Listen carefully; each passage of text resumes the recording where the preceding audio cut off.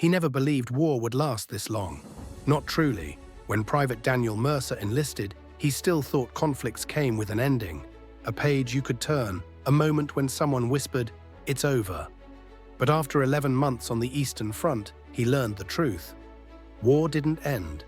It only changed shape, and today it took the shape of a shattered forest, a grey sky, and an enemy pushing closer every hour.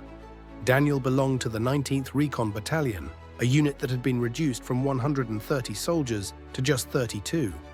They had held positions no one else wanted, plugged breaches others left behind, and went into places where the maps still marked the terrain with question marks. The men who remained were not the strongest, nor the bravest, only those who hadn't had the chance to die yet. At sunrise, their commander, Captain Hale, gathered them behind a collapsed farmhouse north of the Lornetsk Ridge. Frost covered the ground, breath came out like smoke, and on the captain's face, Daniel saw something he had never seen before: hesitation. "You all know why we're here," Hale said, scanning their faces one by one, tired eyes, cracked lips, shaking hands. "Enemy armored units broke through the 12th Brigade yesterday. The highway behind us is the only supply route for 3 divisions. If they take it," he paused, "everything collapses." Corporal Ruiz spit into the mud. "So we hold," he muttered, "until someone remembers we exist and sends help." Hale didn't smile. "We're the help." No one said anything after that. The mission was simple: hold the ridge until reinforcements arrived. 1 hour, maybe 2. In war terms, that meant eternity. The enemy would send drones first, then artillery, then armor, then infantry. A full sequence, a full storm, and Mercer knew they were too few to survive the whole cycle, but orders were orders. By noon, the battalion had dug positions along the tree line. Machine gun nests were set up out of old doors and broken beams. Claymores were buried in frozen soil. Snipers took the roofs of ruined barns, risking collapse with every step.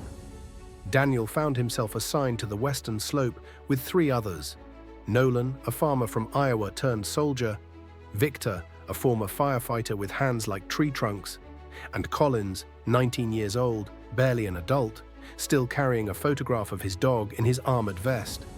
The wind cut through them like knives. Snowflakes began to fall, slow, delicate, invisible against the darker world. "Do you think it'll be bad?" Collins asked quietly. Nolan didn't look at him. "It's always bad." Daniel said nothing, but inside he felt the same cold terror he'd felt on the night the battalion lost 60 men in under 14 minutes. He had learned to hide it, but he never learned to kill it. At 13:07, the first drone appeared. A small black shape, silent, watching. "Don't shoot," Victor whispered. "It's scouting. If we fire, we tell them where to hit." The drone hovered, drifted, then vanished beyond the ridge. A minute later, the first artillery shell fell. The explosion shook the earth so violently that clumps of frozen soil rained down on their helmets. Another shell landed behind them, then another, a pattern creeping closer, feeling for their positions. Hale shouted through the radio, "Hold positions! They're bracketing the line! Stay low!" Daniel's ears rang as the bombardment intensified. Trees snapped in half, smoke filled the air. A bunker 50 meters to the north vanished in a fountain of earth. Someone screamed. Someone else stopped screaming. Then, as suddenly as it had begun, the barrage ended. The silence that followed was worse. Daniel lifted his head slowly. The forest was no longer a forest, just stumps, craters, and burning roots poking from the ground like broken ribs. Ruiz's voice crackled over the radio. "Armor incoming, West Ridge, multiple vehicles." Daniel's heart sank. He raised his binoculars. 3 armored personnel carriers pushed through the trees, branches snapping under their weight. Behind them came a tank, dark green, massive, the barrel lowering like a predator sniffing the air. Collins whispered, "Jesus." "No prayers," Nolan said, "just aim." The battalion had only 2 anti-tank launchers left. One was with Ruiz, the other with Daniel's group. Victor loaded the rocket. Daniel steadied the sight. Collins held the radio with shaking hands. "Wait," Victor muttered. "Wait, now." Daniel fired. The launcher kicked back with a violent thud. The rocket screamed across the clearing, trailing smoke, then slammed into the tank's left track. Fire erupted as metal tore apart. The tank lurched, twisted sideways, and one of its wheels snapped clean off. It didn't explode, but it stopped moving, immobilized. But the other vehicles didn't slow down. The APCs accelerated, machine guns already rattling. Bullets tore into the ground around them, snapping thin trees, punching through branches. Daniel ducked behind a stump, breathing fast. A voice in his earpiece yelled, "South line collapsing. We need support." Gunfire cut it off. Captain Hale came through immediately. "Hold the ridge. If we lose it, we lose everything." The APCs opened their side doors and infantry poured out. Dozens of soldiers in dark armor, spreading fast, using the terrain, advancing with mechanical precision. Victor set up the machine gun. "Daniel, cover left. Nolan, right. Collins, keep the radio alive." The battlefield erupted into chaos. Daniel fired until the barrel burned hot. Soldiers dropped one by one, but for every one that fell, two more appeared. The enemy flank moved like a wave, not fast, but relentless. Tracer rounds sliced past his head. A bullet tore through Daniel's backpack, throwing him sideways. He rolled, coughing, scrambling for cover. Nolan shouted, "They're pushing left." "I see them," Daniel yelled back. He fired again, and again, and again. Bodies fell, mud splashed, snow melted under muzzle flashes, but the enemy kept coming. Then something shifted in the air, a low hum, mechanical, increasing fast. Drones, more of them, 10, maybe 15, swarming overhead. "Down!" Collins screamed. The suicide drones dove. One crashed into a tree, exploding in a blossom of fire. Another hit a bunker, blowing it apart. Daniel felt the blast wave hit his chest like a hammer. He couldn't hear anything except ringing, high, sharp, relentless. When he opened his eyes, smoke covered the ridge. Nolan lay face down, unmoving. Collins was on his back, blood running from his ears, dazed. Victor was still firing the machine gun, roaring like a wounded animal. Daniel crawled toward Nolan and pulled him over. His eyes were open, but empty. Daniel froze, just for a second, a long second. But war didn't allow long seconds. Gunfire snapped him back. Victor shouted, "They're breaching the ridge, fall back to the farmhouse." Daniel grabbed Collins, dragging him behind a shattered trunk. More enemy troops appeared through the smoke. Too many. Way too many. The line was breaking. Captain Hale's voice thundered through the radio. "All units fall back to secondary positions. Do not let them encircle you. Move, move." Victor covered their retreat, firing until his last belt ran dry. Daniel pulled Collins along the slope, slipping on ice and mud. Behind them, shadows moved closer, fast, aggressive, confident. The ridge that never should have fallen was falling. As they reached the ruins of the farmhouse, Daniel finally looked back. The enemy stood on the ridge they had defended all morning, and Daniel felt something he hadn't felt since the first month of the war. Not fear, not anger, but the crushing weight of realizing this was only the beginning. Two surviving walls and a doorway that opened into nothing. But for now, it was all they had. Daniel dragged Collins inside, propping him against a pile of shattered bricks. "You hearing me?" Daniel asked, tapping the boy's helmet. Collins blinked. His hands trembled as he touched the blood on his neck. I can't hear anything, just ringing." "You're alive," Daniel said. "That's what matters." Outside, Victor stumbled in behind them, coughing smoke from his lungs. His machine gun was empty, the barrel burned black, the bipod snapped. "They took the ridge," he said, breathless. "We need to move deeper, regroup with Hale." Daniel peeked out through a hole in the wall. The ridge, their ridge, was covered in dark silhouettes. Enemy soldiers planting flags, marking positions, coordinating. A PCS rolled into new cover. Drones circled overhead like mechanical vultures. The line was gone. Their mission had failed. But retreat didn't mean surrender, not yet. "Hale ordered us to fall back," Daniel said. "We go through the orchard, past the burned silo, then reach the stream bed. That's where the others—" A shot cracked through the window. Daniel's words died in his throat. A bullet punched into the wall inches from his cheek, spraying dust across his face. "They're already flanking," Victor growled. Another bullet, and another. The enemy was sweeping the woods, hunting survivors. "We stay low, move fast," Daniel whispered. "Collins, can you walk?" Collins nodded weakly. Yeah, I'll manage. Victor checked his sidearm, then kicked in the back door, or what was left of it. Cold air rushed inside, along with the smell of burning spruce and gunpowder. The three men slipped out, keeping their heads down, weaving through the orchard of dead apple trees. Branches hung like skeletal arms, charred and broken. Snow mixed with ash beneath their boots. Halfway through the orchard, they heard voices. Enemy troops, close. Daniel motioned for silence. The three dropped behind a fallen tree trunk. Through the grey haze, 6 soldiers approached, rifles raised, sweeping the area methodically. Their boots crunched on frozen ground, their breath steamed in the cold. Collins' breathing quickened. Daniel pressed a hand on his vest, steadying him. One soldier stepped so close Daniel could see the frost on his eyelashes. But then a distant explosion rumbled from the southeast, heavy artillery, maybe 2 kilometers away. The enemy squad turned, listening. Someone shouted something in their language, and then, just like that, they moved on. Daniel exhaled slowly. They continued through the orchard until the burned silo came into view. A massive cylinder split open like a cracked egg, still smoldering from a mortar strike days before. That's when the radio crackled. Captain Hale's voice, strained, low, barely fighting through static. NI survivors, fall back to the stream, enemy armor, closing fast, holding as long as... The signal cut. Collins looked at Daniel wide-eyed. Was that Hale? Is he? We move, Daniel said, no stopping. They reached the stream bed, a shallow trench carved by melting snow. The battalion had used it as a fallback route once before. Now it was their lifeline. They slid down into it, mud soaking into their knees as they crawled. Distant gunfire echoed behind them. Closer gunfire echoed ahead. Suddenly, a shape loomed in the trench. A soldier, human. Alive, but barely.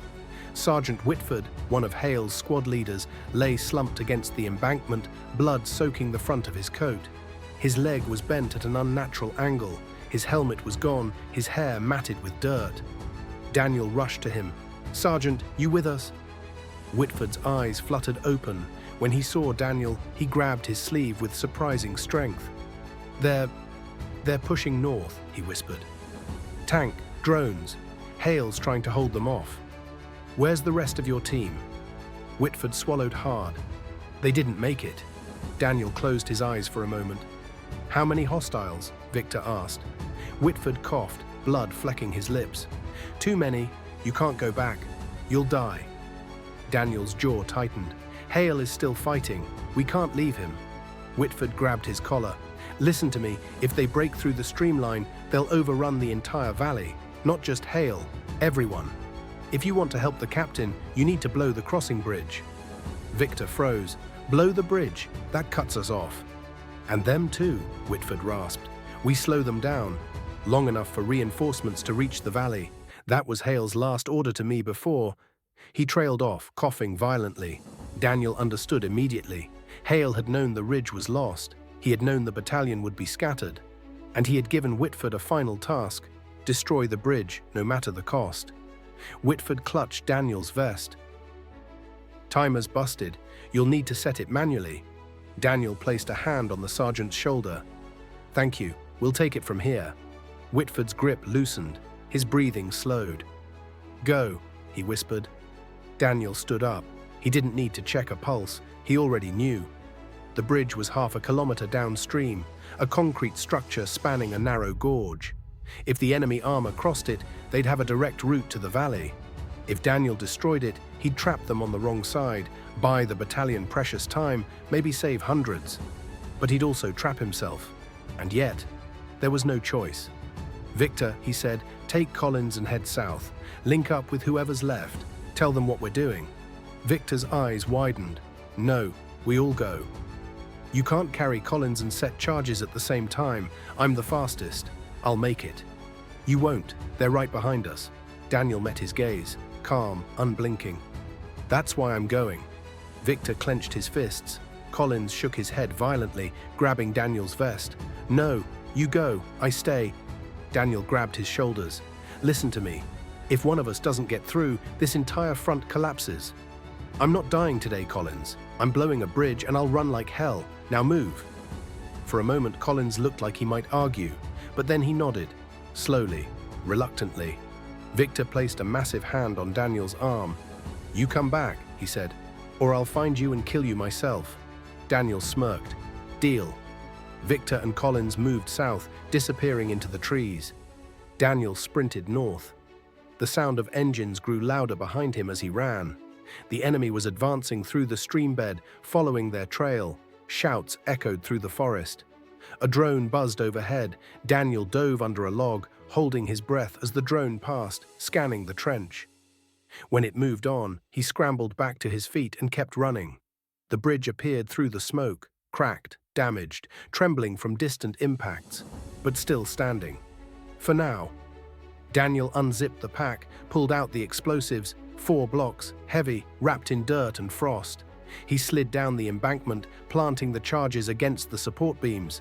His hands shook, not from fear, from cold, from exhaustion, from knowing that time was bleeding away too fast.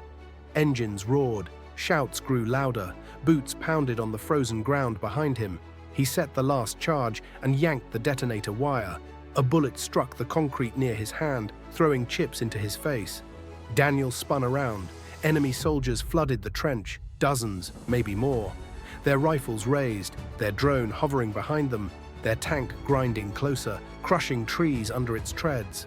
Daniel tore the safety cap off the detonator. The enemy commander shouted something, a warning, a demand. Daniel didn't speak their language, and even if he did, he wouldn't have answered. He whispered, "For Hale, for Nolan, for all of us," and slammed the trigger. The world exploded, concrete shattered, the gorge lit up with fire. The river swallowed debris in a blast of steam. The bridge collapsed in a roaring cascade of rubble and smoke. Daniel was thrown backward, slamming into the embankment. His vision blurred, his ears rang, snow and dirt rained down on him. But the bridge was gone. The enemy tank teetered on the edge, then toppled into the chasm with a metallic scream. Shouts erupted behind him, chaos, confusion, panic. Daniel rolled onto his stomach, coughing, fighting to stay conscious. He had done it. He had bought them time, but now he was on the wrong side of the gorge, alone, surrounded by enemies. He pushed himself to his knees, breathing hard, and then he heard it, far in the distance, gunfire, flares, voices he recognized, reinforcements, Hale's men. They were still alive, and they were fighting their way toward him. Daniel wiped the blood from his face, grabbed his rifle, and rose to his feet. This wasn't over, not even close. The wind grew colder as the men pushed deeper into the forest. The moon, half hidden behind drifting clouds, cast pale silver across the snow-capped branches. Every sound felt amplified, the creak of frozen bark, the crunch of boots, the distant echo of artillery rolling somewhere far off, like a memory of thunder. Sergeant Hale paused, raising his fist. The squad froze instantly. "Movement up ahead," he whispered, eyes narrowing. Corporal Mason knelt, steadying his breathing, scanning the darkness with binoculars. "I see it," he muttered. "Tripod silhouette. Looks like an MG-42 nest. 2 men, maybe 3. Hale exhaled slowly. "They're covering the valley pass. If we walk into that cone, they'll cut us in half." Reed felt his pulse rise. The forest suddenly felt tighter, darker, like it was pulling inward. He'd seen what an MG-42 could do. It didn't kill soldiers. It erased them. "Options?" Hale asked quietly. "Flank east," Mason whispered, "but the slope is steep. We'll make noise, and they'll hear the snow sliding." Private Torres adjusted his grip on his rifle. "We could try to crawl in from the west. There's a ditch running parallel." "Too exposed," Reed said. "If they're alert, we're done." Silence, only their breaths, small clouds disappearing in the cold. Then Hale said the words Reed didn't want to hear. "We take them silently, up close." No one argued. They split into 2 teams. Reed, Hale, and Torres moved left, hugging the trees. Mason and Carter drifted right, using the shadow of a fallen pine for cover. The closer Reed got, the more he could see. The glint of metal, the faint orange of a cigarette ember, the low rumble of men talking in a language he couldn't fully make out. The gunners were relaxed, maybe too relaxed. Reed felt his heartbeat in his throat. 40 feet, 20, 10. Hale held up 3 fingers. 3, 2, 1. A twig cracked somewhere to their right. One of the enemy soldiers snapped his head up. "Scheisse!" he shouted, reaching for his weapon. Hale lunged forward, tackling him before the man could fire. The second gunner swung the MG-42 toward Mason's team, but Mason was faster. His knife flashed in the moonlight, then silence. The struggle lasted only seconds. Then it was over. Just the forest. Just the cold. Reed breathed out shakily, wiping sweat from his forehead despite the freezing air. "You good?" Torres whispered. "Yeah," Reed lied. Hale stood, breathing heavily. "Secure the gun. Disable it. Hide the bodies. We don't have time for anything fancy." They worked quickly. Carter placed a block of C4 into the MG's feed tray, set a charge, and stepped back. A muffled whump followed. No flame, no smoke, just a quiet death of a deadly weapon. The pass was safe, for now. As they regrouped, Mason pointed toward the south ridge. A faint glow pulsed on the horizon. "Artillery?" Torres asked. "No," Reed said quietly. "That's a fire." Hale frowned. "Village?" Reed nodded slowly. "Yeah, I think so." No one spoke for a moment. Then Hale said, "We move." The snow deepened as they descended the ridge. The glow grew brighter, flickering against the treetops. Smoke drifted through the branches, heavy and bitter. Reed felt a heaviness in his stomach. He'd seen scenes like this before, but it never got easier. When they reached the valley floor, they saw it. A small village, wooden roofs collapsing under flame, walls scorched black, streets lit by burning debris. The fire crackled beneath the low rumble of distant engines. "Tracks," Mason whispered, pointing at the muddy road. "Tank treads. Fresh." Reed crouched, touching the ground. The heat was still rising from the metal impressions. "Panzer IV," Reed said, "heading north." "And whoever stayed behind?" Torres asked. Before Reed could answer, a faint sound cut through the crackling fire. A cough, weak, human. A survivor. Hale raised his rifle. "Stay sharp. Move in. Slow." They entered the ruins, stepping around shattered beams and broken carts. Somewhere under the collapse of a burning roof, a hand weakly pushed up through the snow. "Here," Reed shouted. Mason and Torres worked together to pull the debris aside, revealing a young woman curled against the ground, soot covering her face. She blinked at them, dazed, coughing smoke. Hale knelt. "You're safe. We've got you." She shook her head weakly. "No, you don't understand." Reed leaned in. "They're still here," she whispered. The squad froze. Hale motioned for silence. Then they heard it, the crunch of boots in the snow. Slow, steady, coming closer. Reed's breath locked in his chest. This village wasn't a ruin, it was a trap. The footsteps grew clearer, heavy, rigid, disciplined. Not the uncertain steps of survivors searching for escape. These were soldiers, calm, organized, confident. Hale's voice dropped to a breath. "Positions, now." The squad scattered with trained precision. Reed dragged the injured woman behind a half-collapsed stone wall. Mason slipped behind an overturned cart. Torres and Carter hid inside the charred skeleton of a doorway. Hale crouched near a broken well, hand hovering over the trigger of his rifle. The night pulled tight around them, thick with smoke and tension. Then the first shadow appeared. A soldier stepped into the burning street, his silhouette framed by the glow of fire. A rifle slung across his shoulder, a helmet gleaming faintly. He scanned the area calmly, as if he already knew someone was watching. Then another soldier stepped out, then a third, then a fourth. A full patrol. Reed felt the woman tremble beside him. She whispered something, barely sound, just air. They stayed behind, searching for someone, for survivors. Reed nodded once, then pressed a finger to his lips, asking her to stay quiet. The patrol moved closer. The leader raised a hand and the squad stopped. He spoke in a low voice, hard to hear over the crackling flames. Mason, closest to them, leaned forward, narrowing his eyes. "What's he saying?" Reed whispered over the radio. Mason responded quietly. "They're checking the village again. They think one of their men went missing. They're looking for him." Reed's blood ran cold. The machine gun nest. They would find the bodies, and then they would know. Hale whispered through the comms, "We wait, no shooting unless they spot us." Reed steadied his breathing, fingers tightening on his rifle. The patrol spread out, moving between burning houses, kicking through debris. Their boots punched through the charred snow with slow, predatory rhythm. One of them walked toward the cart Mason was hiding behind. Another moved toward the doorway where Torres crouched.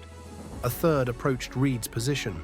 The woman's breathing sped up, shallow, panicked. Reed gently placed a hand on her shoulder, grounding her, keeping her still. She squeezed her eyes shut. The patrolman stepped closer. 5 feet, 4, 3. Reed could see frost clinging to the man's coat, the reflection of fire in his visor, the slow rise and fall of his breath. Then, the soldier stopped. He tilted his head slightly, listening. Reed's heart hammered. Did he hear? Did he see us? The soldier slowly raised his rifle. Reed tightened his grip. A crack echoed sharply through the night. But it wasn't a gunshot. It was wood collapsing, a burning roof giving way behind them, sending a shower of sparks upward. The soldier turned toward the sound. Hale whispered urgently, "Move while he's distracted. 2 steps, no noise." Reed slid the woman gently into deeper shadow. Torres and Mason repositioned silently. Carter shifted behind a stone trough, using the noise as cover. The patrol continued forward, unaware, investigating the fallen structure. For a moment, Reed allowed himself to breathe again. But then, one soldier called out sharply. He'd found tracks in the snow, human tracks, fresh. The patrol leader strode over. His posture stiffened. They now knew someone else was here. "What do we do?" Torres whispered into the radio. Hale's reply came steady, controlled. "They'll find us if we stay. We pull back north, quiet and fast." Reed secured the woman over his shoulder. She was weak, barely conscious. The squad began retreating through the ruins, step by step, using fire and smoke as cover. But before they could clear the village, a flare shot into the sky. Bright, white, blinding, the entire valley lit up. The patrol leader shouted something guttural and furious. Boots pounded behind them. The hunt had begun. The flare burned above them like a miniature sun, flooding the ruined village with harsh white light. Shadows vanished. Every hiding place dissolved. The cold night turned painfully bright. "Move, now!" Hale barked. They sprinted through the burning street, boots slipping on ice, smoke whipping past their faces. Reed felt the woman's weight on his shoulder, her breath faint, almost lost in the roar of flames. Behind them, the enemy patrol erupted into shouts. "Dort, Sie laufen! Nachsetzen! Don't let them escape!" Bullets cracked through the air, sharp, vicious, snapping past Reed's ears. One round punched into a beam beside Carter's head, splitting wood and showering splinters. "Left, take the alley," Mason yelled. They cut through a narrow passage between 2 collapsing houses. The heat was intense there, the flames reaching across the gap like fingers trying to grab them.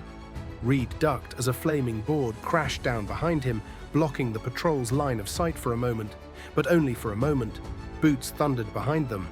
"They're gaining," Torres shouted. Hale pivoted, fired a 3-round burst, forcing the patrol to duck. "Keep moving. Carter, smoke." Carter slid to a stop, yanked a canister from his belt, pulled the pin with his teeth, and hurled it back down the alleyway. Thick grey smoke exploded outward, choking the passage with a swirling cloud.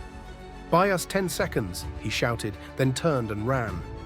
They burst out into an open courtyard, or what used to be one. Now it was a cratered field of ash and shattered stone. Reed's lungs burned, his legs felt heavy.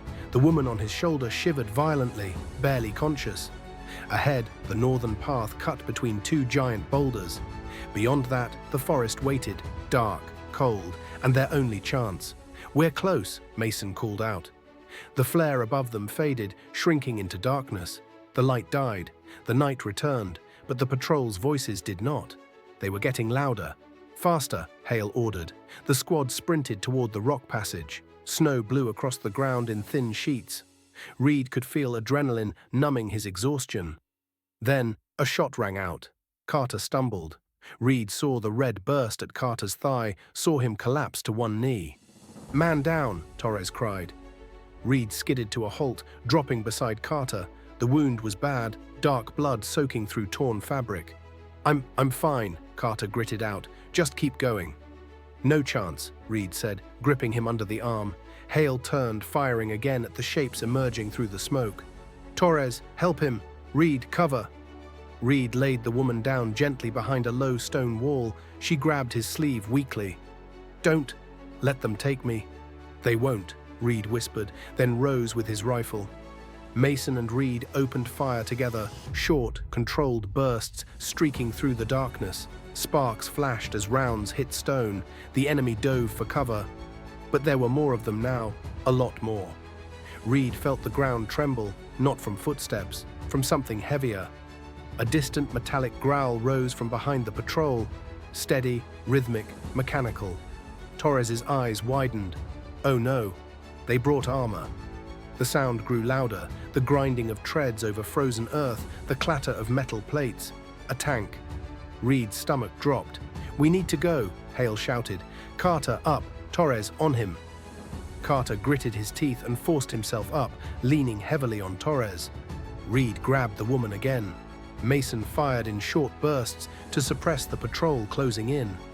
Hale looked back at the burning village, at the silhouettes of advancing soldiers, at the black shape of the tank emerging behind them, and then he made a decision. Into the rocks, he commanded, double time. They stumbled into the narrow passage between the boulders just as the tank's turret swung toward them, barrel glinting in the firelight. Reed felt the world contract into one burning moment, one held breath. The turret locked onto their position. Down, Hale screamed. A thunderous blast split the night apart. The explosion tore through the village, sending shockwaves rolling up the valley. Reed felt the ground shake beneath him, dust raining from the rocks as the shockwaves slammed into the passage. He shielded the woman with his body, closing his eyes as the fireball lit the world behind them. Then, silence, just the ringing in his ears, just the distant groan of burning buildings. Hale coughed, pushing himself up. Move, we need cover. They won't stop now. The squad staggered deeper into the passage, into the darkness of the forest beyond. But Reed knew what the tank meant. This wasn't just a patrol. This wasn't an accident. They were hunting someone, and now they were hunting them. Snow swallowed the sound of their boots as they pushed into the forest. The burning village behind them faded into flickering amber between the trees, the flames twisting in the cold wind like tormented ghosts. The tank's engine still rumbled in the distance, searching, hunting, grinding through debris with mechanical patience. Reed adjusted the woman on his shoulder. She was trembling violently now, either from shock or the cold. Maybe both. We need to stop the bleeding, she whispered, voice thin as frost. You're hurt? Reed looked down sharply. She shook her head weakly. Not me. Your friend. Reed turned. Carter was limping heavily, Torres supporting his weight. Blood dripped into the snow, leaving a trail bright enough for anyone to follow. Hale saw it too. Mason, he whispered, snow the trail. Mason nodded, grabbed a pine branch from the ground, and swept it behind them as they moved, erasing the footprints one slow stroke at a time. But the trail was long, and the forest was wide, and the enemy had dogs. Or worse, tracks and floodlights and artillery. Reed didn't want to think about it. Hale raised his fist. Hold. Everyone froze. Reed strained his ears. At first he heard nothing, just wind threading through the branches, then a faint humming. Not human, not machine, a drone. Down, Hale hissed. They dove under the cover of a fallen spruce, branches heavy with snow. Reed shielded the woman again, feeling her breath against his chest. The hum grew louder. A small recon drone drifted overhead, oval frame, dual rotors, a blinking red sensor scanning the forest below. Torres whispered, "They brought recon units into the valley. That's not standard patrol tech." "No," Hale muttered. "This is special ops tech. Someone important wants this area locked down." Reed felt a chill deeper than the cold. "What are they looking for?" The drone paused above the trail they had taken. Its sensor flashed. Beep, beep, beep, beep, beep. It found something. Carter clenched his jaw. "They found the blood," he whispered. The drone tilted, feeding coordinates somewhere back toward the village. Then it flew off. Fast, straight toward the enemy. Hale swore under his breath. "We're short on time. We move again, northwest. There's a ravine. If we can reach it, we can drop down and mask our heat signatures." Reed nodded. "How far?" "1 kilometer. Maybe less." Everyone looked exhausted. Carter was pale, trembling. The woman clung to Reed. Torres was freezing, Mason still sweeping the trail with the pine branch. But they had no choice. They pushed on. The trees thinned as they approached the ravine. Moonlight broke through the clouds again, silvering the snow and branches. Reed could hear the distant tank engine revving, the patrol shouting, the drone circling back. "They're triangulating," Mason said, checking the horizon. "Their timings are too clean. They know we're somewhere in this forest." Reed asked the question they were all thinking. Why us? Why chase us like this? The woman stirred at his shoulder. "Because you killed their signal unit." Reed blinked. "The machine gun nest." She nodded faintly. "That wasn't just a gun. They were relaying coordinates for the armored division. You disrupted it." Torres exhaled sharply. "So we didn't just stumble into trouble. We stepped on their command nerve." The woman looked away. "They won't stop until they erase everything in this valley. It's how they work." Reed looked at Hale. "And now?" Hale tightened his grip on his rifle. "Now we make damn sure they don't get what they want." They reached the edge of the ravine, a steep frozen drop. Narrow pine roots jutted from the wall, ice coated the stone. At the bottom, a thin stream crackled beneath a sheet of frost. "This is it," Hale said. "Climb down, slow and quiet." Mason went first, gripping exposed roots, boots sliding on the ice. Torres lowered Carter carefully. Reed helped the woman down, supporting her weight with one hand and the roots with the other. Snow drifted quietly around them. Reed had just reached the halfway point when a spotlight burst through the trees above, harsh, white, blinding. The drone returned, but this time it wasn't alone. More lights snapped on in the forest behind it. The metallic whir of rotors echoed. A second drone, a third, a fourth. Torres shouted, "They found us!" Hale raised his rifle, but Reed grabbed his arm. "Don't shoot, you'll give our exact position." "The lights already did that," Hale barked. Gunfire erupted from the ridge above. Bullets tore into the snow around them, slicing bark from trees, sparking off rock. "Go," Hale roared. "Down the ravine."